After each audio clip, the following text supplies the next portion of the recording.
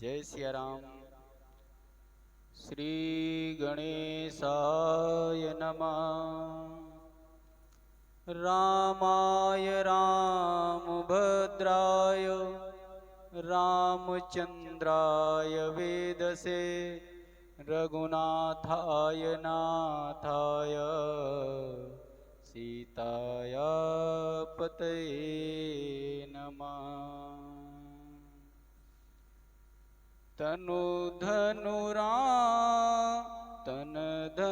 धाम राम हितकारी। तनु धनु धाम राम हितकारी। सब विधि तुम प्रणतार तिहारी। सब विधि तुम प्रणतार तिहारी। अस सिख तुम बिनु अस सिख तुम बिनु देई न को। अस सिख तुम बिनु देई न को। मात पिता स्वारथ रत ओ। मात पिता स्वारथ रत ओ। हे शरणागत के दुख हरने वाले श्री राम, आप ही हमारे शरीर, धन, घर द्वार और सभी प्रकार से हित करने वाले। आपके सिवा कल्याण करने वाला हमारा कोई नहीं है और सभी मानवीय शिक्षाएं आपको छोड़कर कोई नहीं दे सकता है। हाँ, कहा गया है कि माता पिता हितैषी हैं, शिक्षा तो वे भी देते हैं, लेकिन परंतु वो भी स्वार्थ पारायण ही होता है। इसीलिए आप निस्वार्थ ऐसी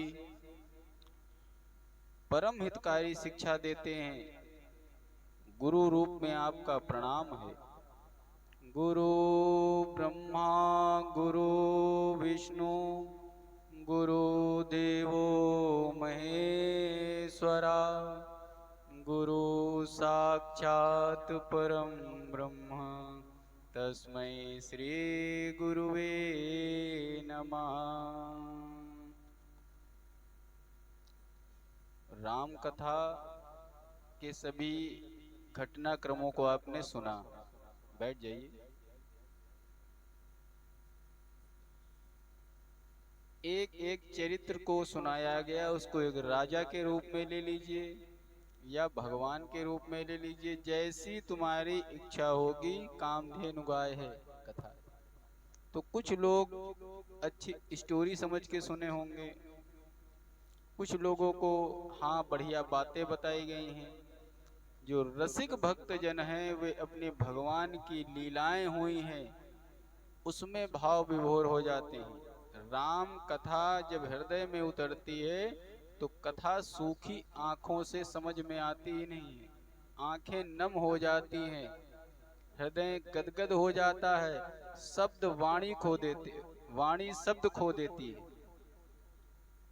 और वो शब्द उस वाणी को पाकर धन्य हो जाते हैं जिनसे राम नाम की महिमा गाई जाती है। आश्रम में वशिष्ठ जी बड़े अशांत बैठे हुए। वशिष्ठ जैसे परम ज्ञानी संकोच में हैं। क्यों संकोच में हैं? रघुकुल के पुरोहित हैं वशिष्ठ जी। सब जानते हैं कि राम जी लीला करते हैं और परमेश्वर हैं। अब उनसे कुछ अगर कहना है, पाना है, तो एक धर्म आने आ रहा है। गुरु कैसे जाए चेला से? आ रहा नहीं आ रहा? एक गुरु कैसे जाए। लेकिन आज वशिष्ठ जी उठते हैं राम नाम का ध्यान करते हुए। एक बार वशिष्ठ मुनि आए, एक बार वशिष्ठ मुनि आए, जहाँ राम सुख धाम सुहाए, जहाँ राम सुख धाम सुहाए। एक दिन वशिष्ठ जी रघुनाथ जी के पास आए स्वयं उठ के। श्री राम जी ने उनका आदर सत्कार किया, उनके चरण धो करके चरणामृत लिया। वशिष्ठ जी आज हाथ जोड़ के कहते हैं, राम सुनऊ मुनि का कर जोरी, राम सुनऊ मोहि का कर जोरी, राम सुनऊ मोहि का कर जोरी। हे राम मेरी सुनिए कहकर हाथ जोड़ लिए। कृपा सिंधु बिनती कछु मोरी, देखी देखिया, देखी देखिया चरण तुम्हारा, देखी देखिया चरण तुम्हारा, होत मोह मम हृदय अपारा, होत मोह मम हृदय अपारा। मुनि ने हाथ जोड़कर कहा, हे कृपा सागर श्री राम, मेरे हृदय में अपार मोह भ्रम होता है। आपके आचरणों को, कैसे आचरण, मनुष्योचित चरित्रों को देखकर मेरे हृदय में भ्रम हो जाता है। मैं आया था किस काम से तुम्हारे पास? आपने वाद्य अर्घ आचमन से हमारा गुरुवत पूजा पाठ किया, चरणामृत लिया। अब तुरंत भ्रम हो जाता है कि अब हमारे अंदर, लेकिन वशिष्ठ जी ब्रह्म ज्ञानी बोले गए हैं। ब्रह्म ज्ञानी को अहंकार नहीं होता है किसी चीज का, कोई मोह नहीं। पैर छुओ तो वैसे, ना छुओ तो वैसे। अपनी औकात को नहीं भूलना ही ब्रह्म ज्ञान है। देखो शब्द गड़बड़ बोले हैं। अपने को भूलना अज्ञान है। अहम ब्रह्मास्मि, मैं कौन हूं? मैं ब्रह्म हूं। और जब मैं ब्रह्म हूं तो थोड़ा सा अगर तुम्हारे पास पदवी आ जाए, धन आ जाए, रुपया आ जाए, तो तुम्हारे अंदर उसका अहंकार नहीं आ जाता है। जैसे तुमको अपने गांव का प्रधान बना दिया जाए तो तुम्हारे चरित्र में एक मुखिया के गुण आ जाते हैं, स्वतः आ जाते हैं, नहीं आ जाते हैं। जैसे चलने लगोगे, अरे यार हम प्रधान हैं, हम ये कैसे कर लेंगे, चार लोग क्या कहेंगे। एक दिखावे की ही समझ लो, चाहे सदाचारिता आ जाएगी तुम्हारे अंदर, आदर्शवादी हो जाओगे, किसी को कोई चीज मना नहीं करोगे, सबके दुख सुख में खड़े रहोगे। क्यों? क्योंकि तुम वहां के प्रधान बन गए हो। तो तुम याद कर लो ना कि तुम ब्रह्म हो, तो ये ब्रह्म के ऊपर माया असर नहीं करती है। और जो ब्रह्म ज्ञानी वो जानता है कि माया क्या है, छल क्या है, कपट क्या है, झूठ क्या है, सत्य क्या है, सब उसको पता है। और वो जानने के बाद भी अगर गड़बड़ कर रहा है, तो संविधान में भी क्या होता है कि तुमने गाड़ी लड़ा दी, तुम्हारे ऊपर मुकदमा लिख गया, तो वहां भी एक्ट देखे जाते हैं। होश आवाज स्वस्थ अवस्था में तुमने गाड़ी लड़ा दी, सजा ज्यादा मिलेगी। तुम नशे में थे, बीमार थे, चक्कर आ गया, ब्रेक फेल हो गई, बुद्धि भ्रमित हो गई, तो सजा दूसरी मिलेगी, है कि नहीं है? तो यहाँ पर वशिष्ठ जी कहते हैं, हे भगवान, आपकी महिमा तो वेद पुराण बड़े बड़े ब्रह्मज्ञानी नहीं जान सकते हैं, तो मैं कैसे जान सकता हूँ। लेकिन ब्रह्मा जी ने एक बार हमसे कहा था कि अयोध्या चले जाओ, एक सीट खाली है। कौन सी? रघुकुल सूर्यवंश की पुरोहिती की, और योग्य पुरोहित उसके तुम हो। तो वशिष्ठ जी को जो एक देखो कोई ब्रह्म ज्ञानी आदमी हो, बुद्धिमान आदमी हो, जिसको पता है कि ये विद्या जो है बहुत दुर्लभ है, ये मानव शरीर कितना दुर्लभ है, इसको प्राप्त करने के बाद में हमें भगवान का भजन करना है, मोक्ष मार्ग करना है, कि हम दूसरों के लिए मंत्र जपें बैठ करके, दूसरों के लिए जाएं छटपटाएं जा करके। तो इन्होंने कहा ये पुरोहिती का कर्म मंदा है मेरे हिसाब से। तो ब्रह्मा जी ने कहा अरे तुम पुरोहिती का कर्म जो मंदा कह रहे हो, तो मंदा क्यों कहा गया कि पुरोहिती नहीं कर? बहुत लोग गलत मतलब निकाल देते हैं कि पुरोहिती काम गंदा है, ये नहीं करना चाहिए, पंडिताई गड़बड़। तो यहाँ पे ज्ञानियों के भाषा में कहा गया है कि तुमको प्राप्त है बहुत बड़ी डिग्री, और तुमसे कहा जाए बैठ के नर्सरी पढ़ाओ तो पढ़ाओगे? एक पीएचडी किए हुए प्रोफेसर से कहा जाए जाओ नर्सरी क्लास के बच्चों को ABCD पढ़ाओ, तो उसके लिए कार्य मंदा हुआ कि नहीं हुआ? तो वशिष्ठ जी जैसे ब्रह्मज्ञानी ने कहा यह पुरोहिती कार्य मेरे लिए तो बहुत मंदा लग रहा है, आप क्या करने कह रहे हैं? पुरोहिती काम क्या होता है? लड़का पैदा हुआ मुहूर्त निकालो, घर में जन्मदिन है, बर्थडे है, कथा सुनाओ, उसके ग्रह व्राह बिगड़ गए हैं तो जाके ग्रह शांति कराओ, उसके घर में बुद्धि बिगड़ गई है, घर में कलेश हो रहा है तो जाकर के बैठ करके बातचीत करो, समझाओ जाकर के भाई धर्म मार्ग पे आओ। कोई तुमको कितना भी भिखारी कहे, चोर कहे, लालची कहे, लेकिन उसके परम हित की कल्याण की बात करो, उसको नाना प्रकार के उपाय बताओ, धर्म मार्ग में जोड़ो।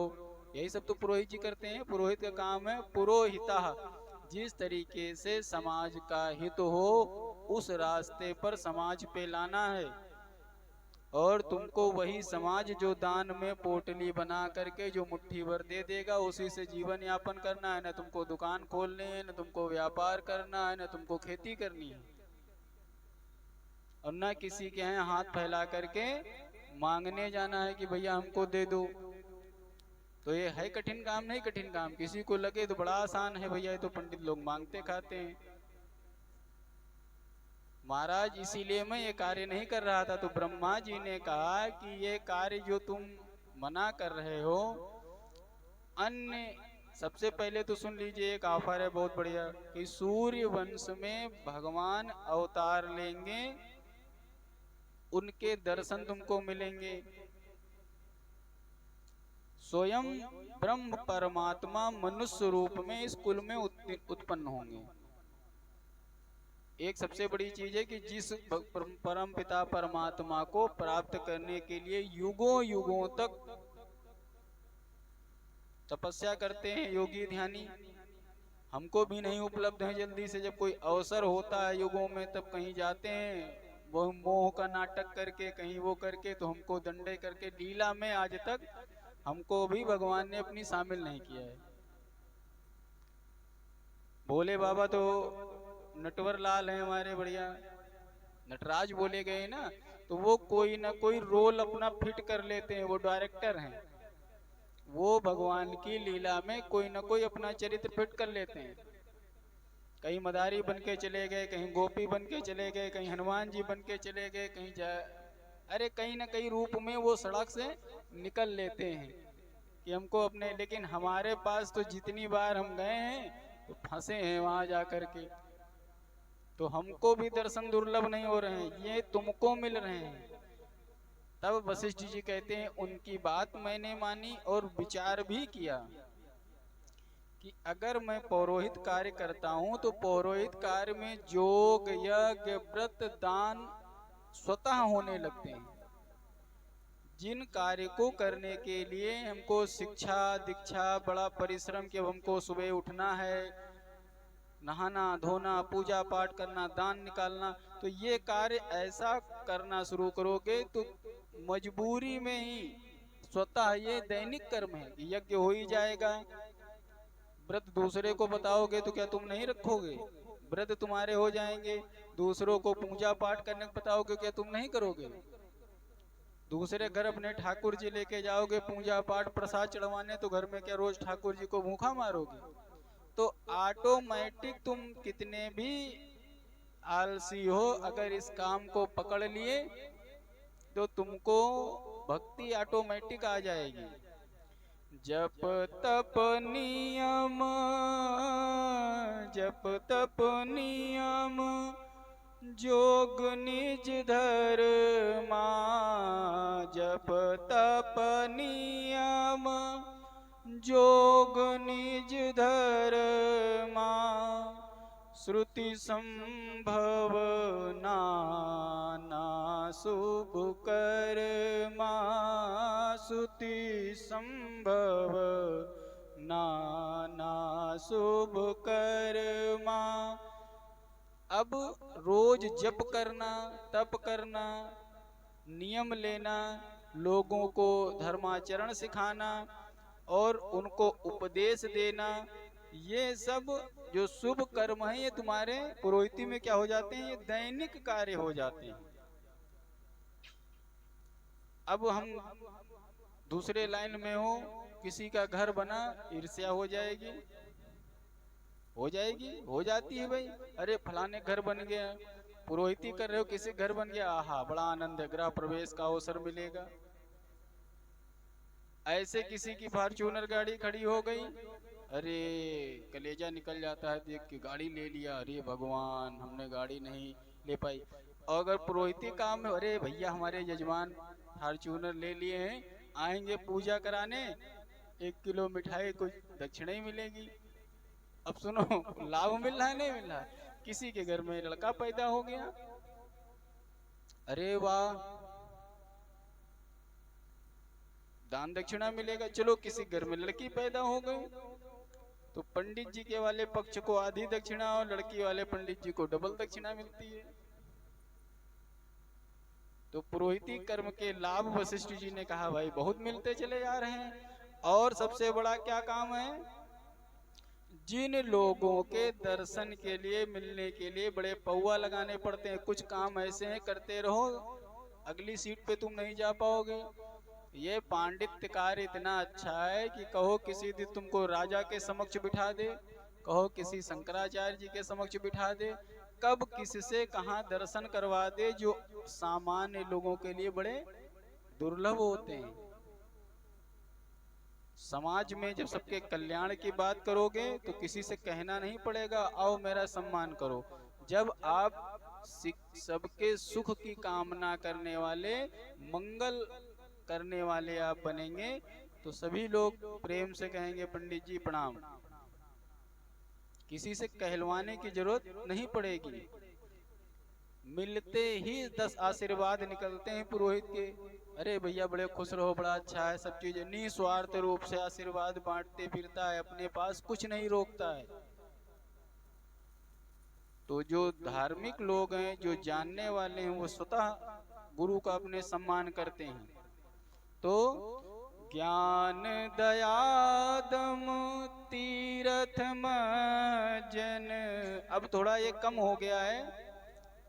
पहले लोग जब तीर्थ करने जाते थे, कथा करने जाते थे, तो कोई काम करने जाते थे, तो अपने पुरोहित को जरूर साथ में ले जाते थे, तो फ्री में बढ़िया गाड़ी में बैठ के तीर्थ यात्रा भी हो जाती थी। अब जैसे कहीं जा रहे हैं दशरथ जी,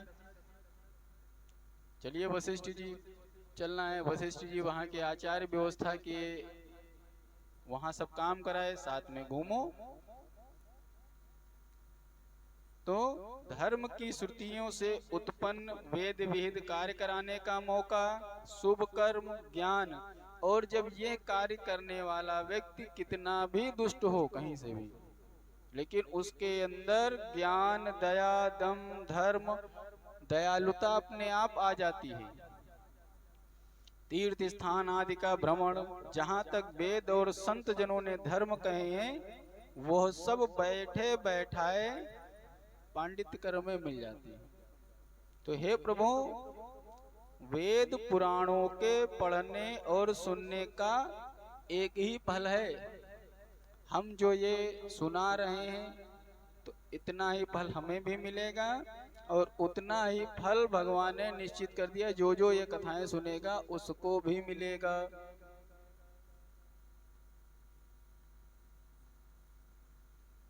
बोलिए वृंदावन बिहारी लाल की जय, सियावर रामचंद्र की जय, अपने अपने गुरु गोविंद की जय।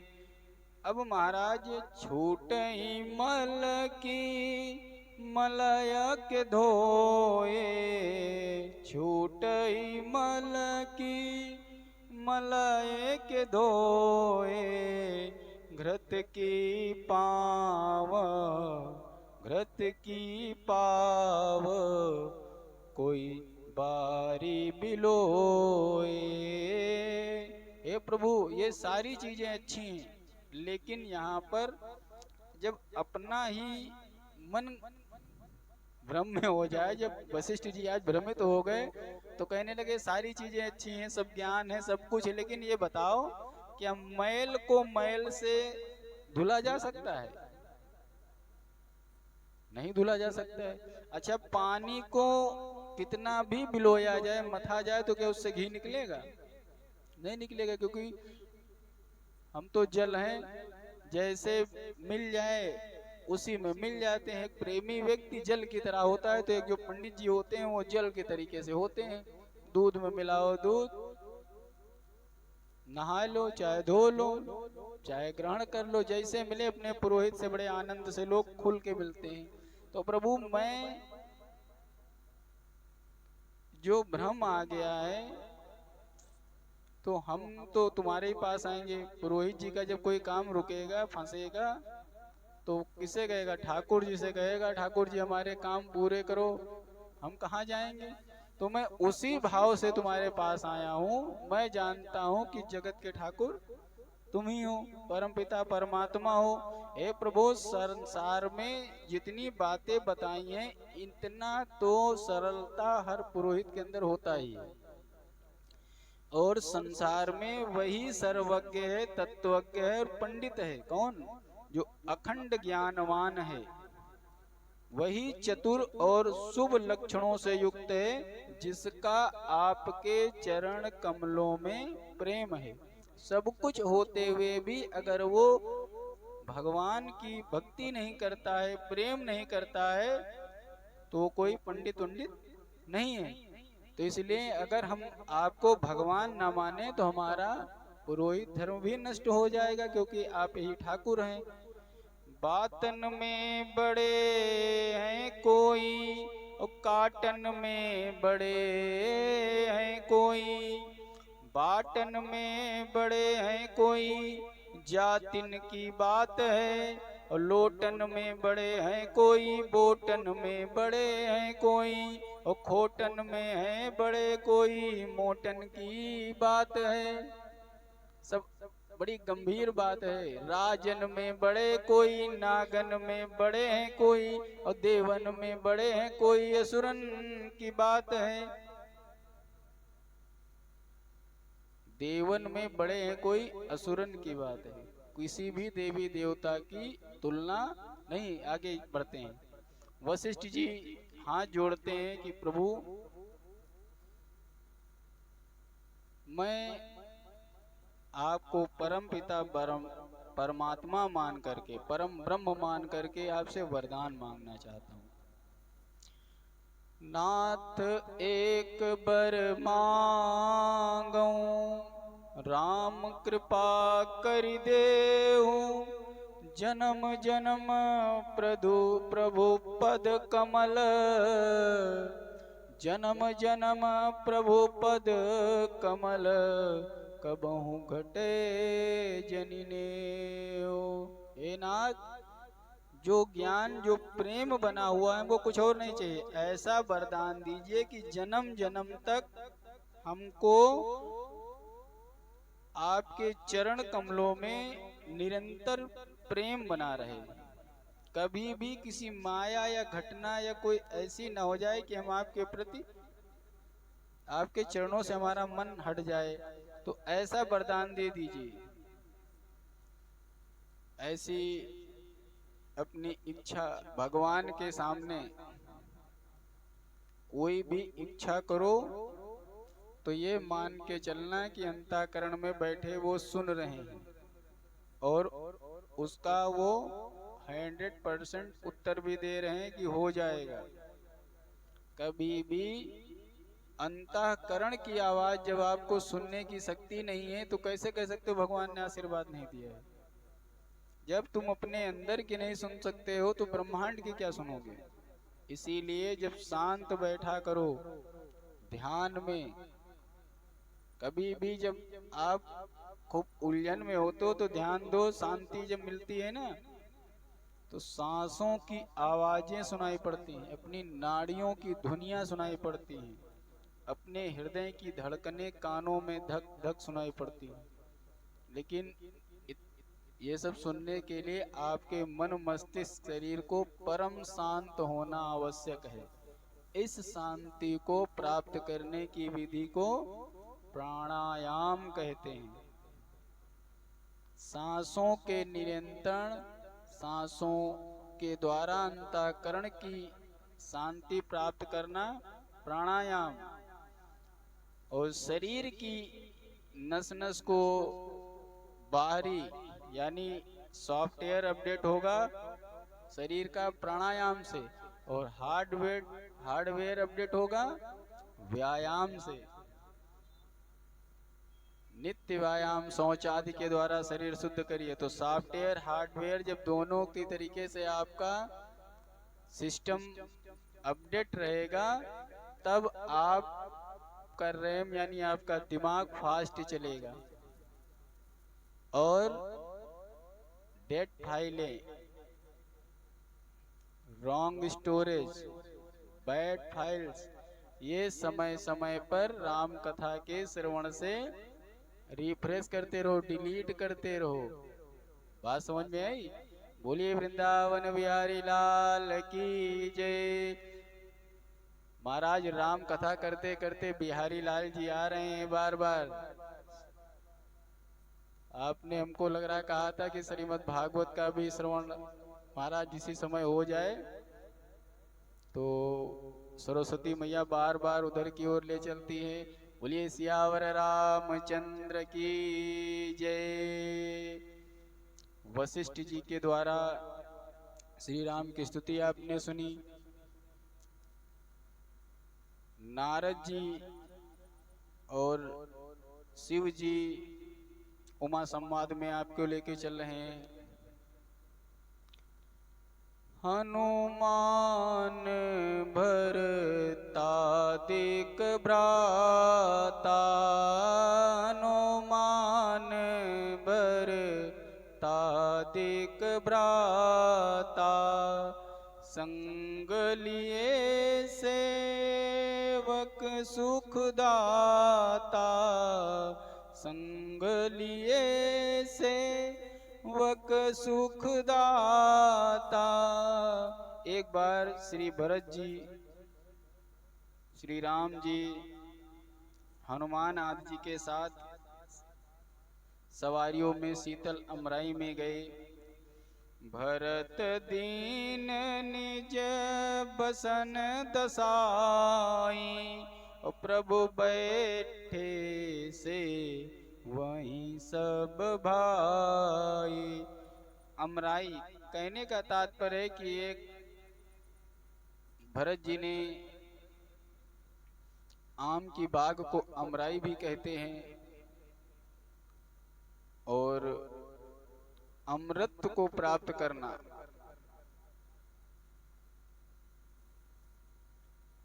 भरत जी ने अपना वस्त्र बिछा दिया, रघुनाथ जी उस पर बैठ गए, सभी श्री राम जी की सेवा करने लगे, हनुमान जी पंखा करने लगे।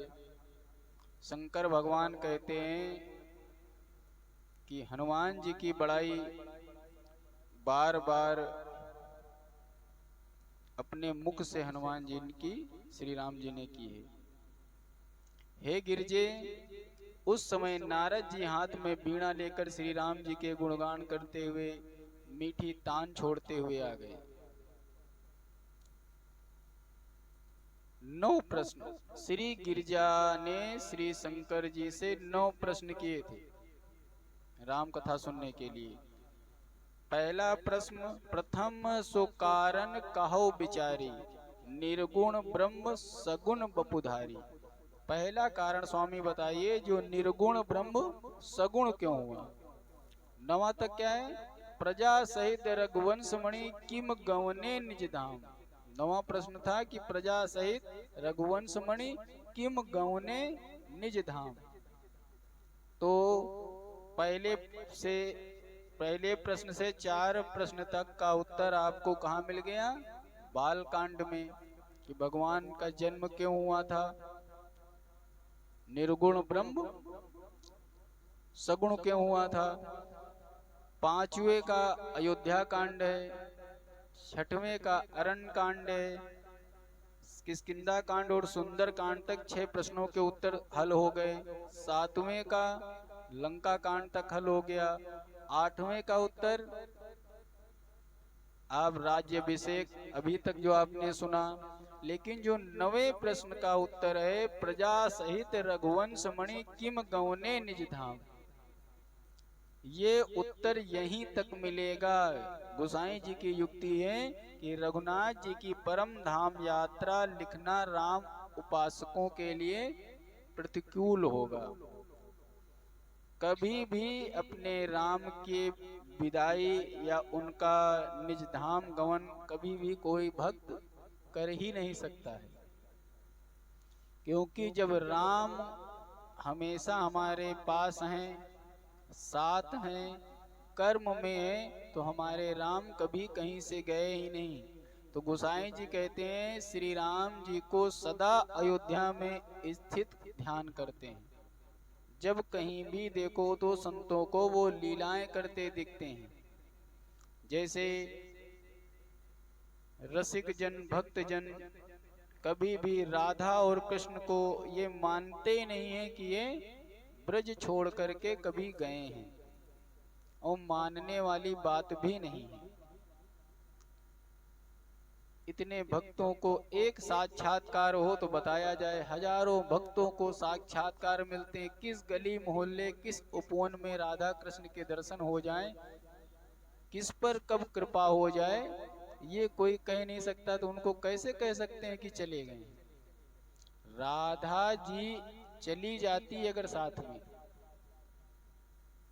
तब तो माना जा सकता था कि चलो भगवान चले गए हैं। जिनको देखे बिना वो 52 कोस तक दौड़ करके गाय चराने चले जाते थे, किसी न किसी भाव से इतनी सेवा करते थे कि कह दिए आज मैं थकी हूं, नहीं आऊंगी। तो निकुंज में भगवान राधा जी के पैर दबा देते थे कि लाओ, थकी हुई हो, तुम्हारे चरण कमल दबा दूं, कल आने के लिए नखरा मत करना, आज जरूर जाना, चाहे तुम सेवा जितनी ले लो, जो बताओ वो कर दें। अच्छा, कल आऊंगी तो क्या यहीं खड़े मिलोगे।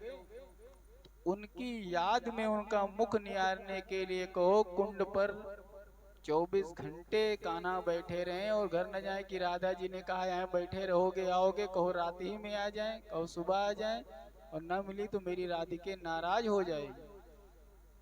जरा सा भी इधर उधर नहीं होते थे। तो उन राधा जी के दर्शन पाने के लिए या उन राधा जी की युगल जोड़ी कभी क्या अलग हो सकती है, ये कहना हमारे बस की बात नहीं है। तो यही 9वें प्रश्न के उत्तर में कहा कि बड़ी गूढ़ भाषा में लिखा है कि कब जो लेखक राइटर अन्य हो लिख सकता है, कैसे क्या हो सकता है, लेकिन तुलसी के राम अयोध्या छोड़ के नहीं जाएंगे, वो अयोध्या में ही वास करेंगे। वहां पे अद्भुत छवि है। अमराई में बढ़िया, कैसे भरत जी सेवा कर रहे हैं, हाथ जोड़ करके लक्ष्मण भैया बैठे हैं, शत्रुघ्न भैया जो है, रिपुसूदन भैया धनुष बाण लिए पीछे से सब निरीक्षण कर रहे हैं, और हाथ जोड़ करके राम भक्तों की में अग्रणी हनुमान जी बैठे हुए हैं कि भ्रकुटी कैसे क्या चाहती है, वो काम करना है लक्ष्मण जी को। राम जी की क्या सेवा करनी है, कैसे उनको सुख देना है, इसका काम करना है भरत जी को। कोई राम भक्त भूखा न रहे, पीड़ित न हो, राम भक्तों को मात्र जैसे माता की तरह स्नेह देना, और राम भक्तों के समस्त कष्टों को निवारण के लिए हनुमान जी यहाँ जुड़े रहते, प्रभु बस आप विश्राम कीजिए, आदेश करिए, कोई भी राम भक्त कभी भी कष्ट में नहीं आएगा। और राम की सत्ता आपको जब कोई उंगली उठाएगा तो उसके लिए चाहे जहां तक जाना पड़े, राम राज्य को कायम करने के लिए रिपुसूदन भैया तैयार रहते हैं। ये है अद्भुत झांकी। आहा, मामवलोकय पंकज लोचन, कृपा बिलोकनी सोच विमोचन। मामवलोकय पंकज लोचन, कृपा बिलोकनी सोच विमोचन। नील तामरस श्याम काम अरि, हृदय कंज मकरंद मधुप हरि। हृदय कंज मकरंद मधुप हरि। ऐसे दृश्य का हृदय में दर्शन कर लेना या कृपा पूर्वक देख लेना, शोक को छुड़ाने वाला है कमल नयन। मेरी ओर आप थोड़ी सी कृपा दृष्टि कर दीजिए। हे हरि, आप नील कमल के समान श्याम वर्ण, कामदेव के शत्रु और महादेव के हृदय कमल के मकरंद प्रेम रस के पान करने वाले भ्रमर हैं।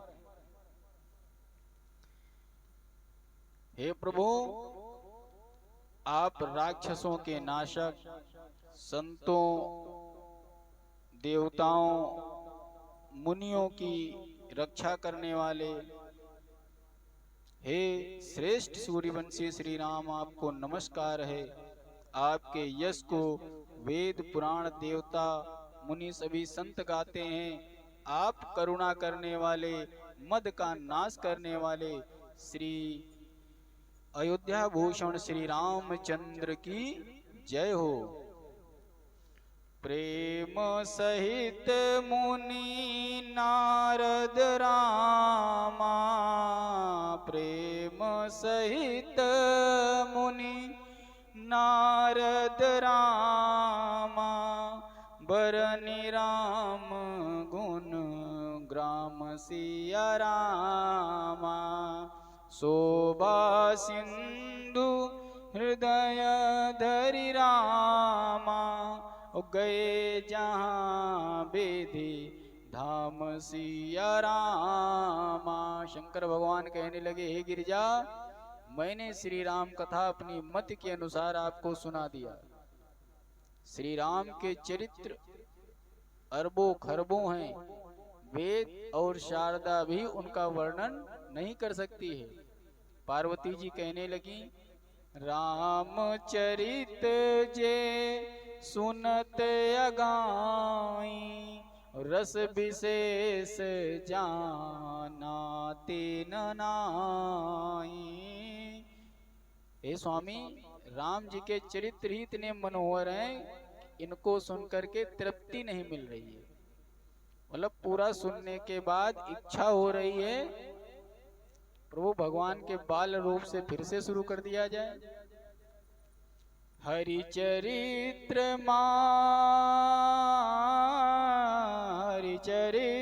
मानस तुम गावा, हरि चरित्र मानस तुम गावा। सुनि मयनाथ अमित सुख पावा, तुम जो कथा तुम जो कही कथा सुहाई, तुम जो कहिया कथा सुहाई। काग भूषण भुसुंडी गरुण प्रति गाए। क्या बात है। माता को भगवान ने एकदम से विराम दे दिया ना, कि मतलब जितना हमें आता था उतनी कथा हमने सुना दी। पार्वती जी का मन हुआ कि थोड़ा राम कथा और आगे बढ़ जाए, एकदम से राम से खत्म होना मजा नहीं आ रहा है, बिल्कुल अच्छा नहीं लग रहा है। तो उन्होंने एक नया प्रश्न कर दिया। देखो, जितना पूछा गया उन शंकाओं का समाधान सारा भोलेनाथ ने कर दिया, प्रमाण दे दिया, इसका इस कांड में, इसका इस कांड में, इसका यहाँ पे, सारा उत्तर हो गया। निज धाम तक की पूरी यात्रा बता दी। माता जी ने कहा, आप तो बीच बीच में एक और कह रहे थे प्रसंग। कौन सा? वो काक भुसुंडी यानी गरुण जी के प्रति गाई थी, ये हमको सुना रहे हो आपने। तो काक भुसुंडी जी यानी कौआ, और गरुण जी यानी श्रेष्ठ भगवान विष्णु के वाहन। हे नाथ, आपने रामचरितमानस का गान किया, उसे सुनकर मैंने अपार सुख पाया, लेकिन आपने जो कहा था कि काक भुसुंडी जी ने गरुण से कही थी, प्रभु एक कौवे और गरुण का मामला कुछ। शिवजी हंसे, कहने लगे, हे गौरी, ये बात सुन के हमें बड़ा अच्छा लगा कि अब राम के प्रति जब रस आने लगता है तो कथाओं में आनंद आने लगता है। और जब कोई राम जी की कथा सुनने के लिए इच्छुक हो तो सुनाने वाला तो जीवन भर सुनाता रहेगा। बोलिए सियावर रामचंद्र की जय।